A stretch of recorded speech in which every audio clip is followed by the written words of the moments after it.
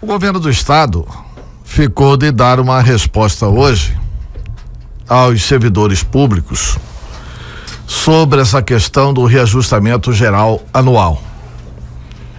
Eu acho que essa resposta deveria ser definitiva, para não alimentar falsas expectativas.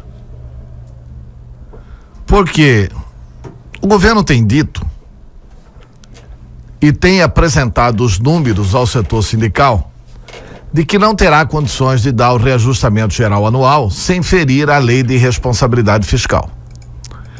Não é bom para o governo e nem aconselhável que o governo se aventure por desprezar os limites da lei de responsabilidade fiscal, porque aí ele, governo, estará cometendo um ato pelo qual terá que responder no futuro.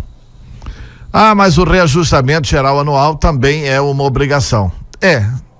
É uma obrigação, vírgula, desde que não ultrapasse os limites da lei de responsabilidade fiscal. Não pode o Estado e o deputado Wilson Santos, o líder do governo, vem colocando isso com muito mais clareza do que o próprio governo do estado. Não pode o estado governar Mato Grosso, não pode o governador governar Mato Grosso, tratando dos interesses exclusivamente de 100 mil servidores, em desfavor dos mais de 3 milhões de pessoas que vivem no estado. Não é correto, não é aconselhável, não é justo que dos 16 bilhões arrecadados anualmente pelo Estado, apenas 3% volte para a sociedade que paga imposto. E os outros 97% são consumidos pela máquina pública. O governo não tem que governar para dentro. Não são todos dentro do serviço público. É o serviço público chegando a todos. Essa que é a função do governo. Por isso, como diz o deputado Wilson Santos, é criminoso insistir num modelo como esse. E eu acho que o Estado tem que pensar urgentemente em estabelecer reajustes diferenciados para as suas categorias. Primeiro, era preciso verificar quais categorias tiveram reajuste acima da inflação em função dos favores feitos no final de mandato e durante o governo de Silval Barbosa. Com certeza o Silval Barbosa valorizou muito as categorias da polícia, principalmente as categorias acima da polícia. Delegado, coronel, as altas patentes, etc. e tal. Porque é evidente, ele precisava da polícia a favor dele, por razões óbvias, né? É só ver onde está o governador Silval Barbosa para saber por que é que ele estabeleceu essa casta. É preciso verificar também as outras categorias. Por que é que as outras categorias de maior poder aquisitivo, como procuradores do Grupo AFA, do Grupo TAF, da própria Secretaria de Fazenda, conseguem reajustamentos maiores do que aqueles considerados os pequenininhos? O que eu chamo de pequenininhos? Quantos professores vale um delegado de polícia? Um delegado de polícia ganha 20 e poucos mil. O professor ganha 1.000 e pouco. Um delegado de polícia não pode valer 20 e poucos professores. É inaceitável isso. Para fazer justiça aos professores, é preciso estabelecer reajuste diferenciado para as categorias. O Estado precisa fazer urgentemente um anúncio mostrando as categorias que tiveram maior reajustamento no governo de Silval Barbosa. Baseado em que lei? Em que época? Porque tem deputado, inclusive, que apoiou essa farra com dinheiro público em detrimento da sociedade e que hoje cobra do governador pelo táxi, como se fosse ele o responsável por esse desmando no estado de Mato Grosso. O governador Peltac sabe que vai ter que ouvir muitas críticas, sabe que vai ter que conversar democraticamente com o fórum sindical, mas sabe que tem uma responsabilidade de rearrumar o Estado, que já esteve arrumado com Dante de Oliveira, que foi desorganizado pela visão equivocada de Blairo Maggi e pela visão criminosa de Silval Barbosa. Blairo Maggi acabou com o subsídio do Dante. O governador Dante lutou muito para estabelecer o subsídio. Hoje voltamos a ter penduricalhos. Todo mundo hoje no estado tem direito a uma tal verba indenizatória. E aí não tem solução.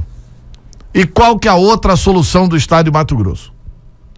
A outra solução do estado de Mato Grosso é evidente que o setor não vai gostar.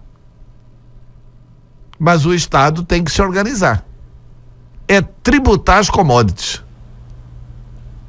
Tributar as commodities.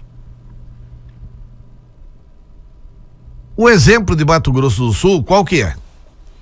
Mato Grosso do Sul limitou 50% das commodities serão para exportação e 50% da produção vão ficar no mercado nacional, vão ficar no mercado interno, vão para a agroindústria nacional. Esses 50% que vão ficar no mercado nacional serão tributados à base de 12% do ICMS. Não é nem 17%. E aí lá tributa a soja, o milho, o algodão, tributa a 12% ao ano.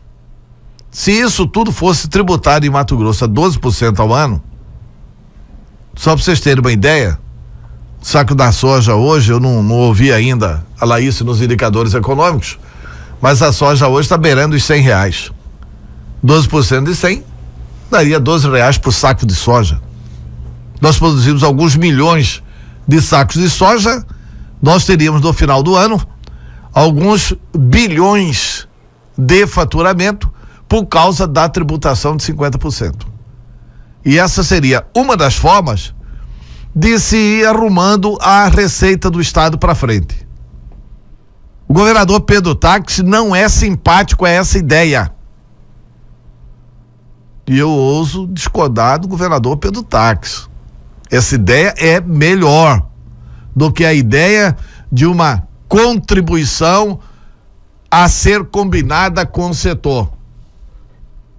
Eu creio que o governo deveria sim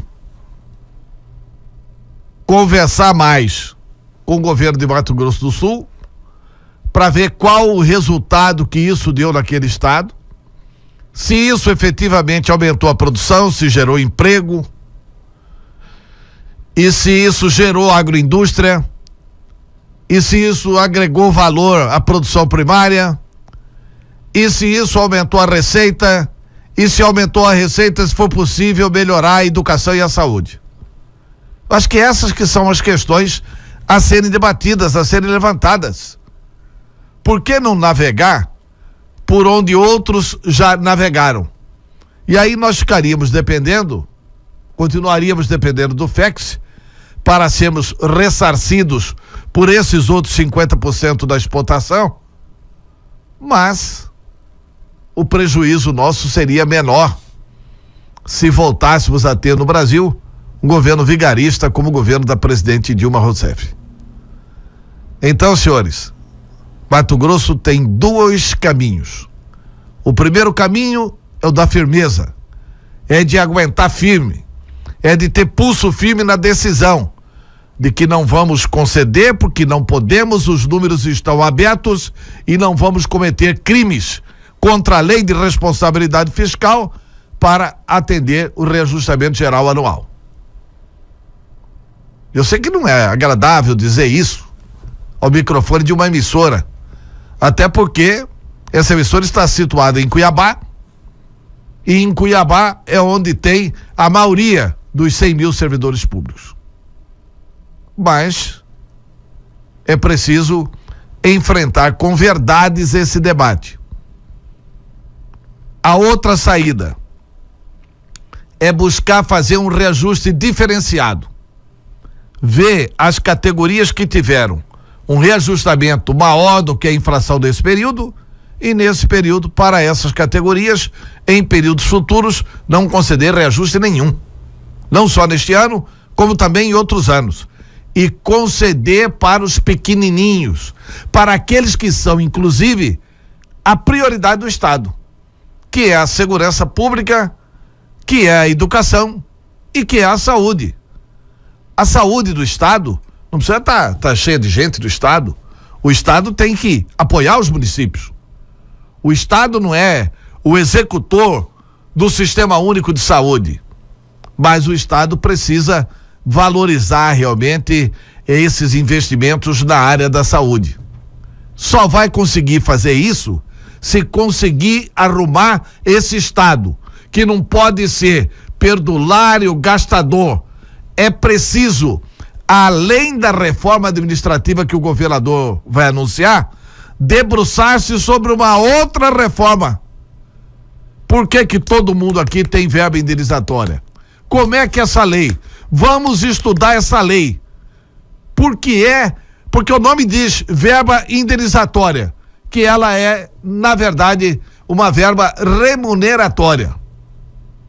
E isso precisa ser colocado no seu devido lugar no estado de Mato Grosso. Isso gera descontentamentos? Gera. Mas isso marca a presença do governante para a história.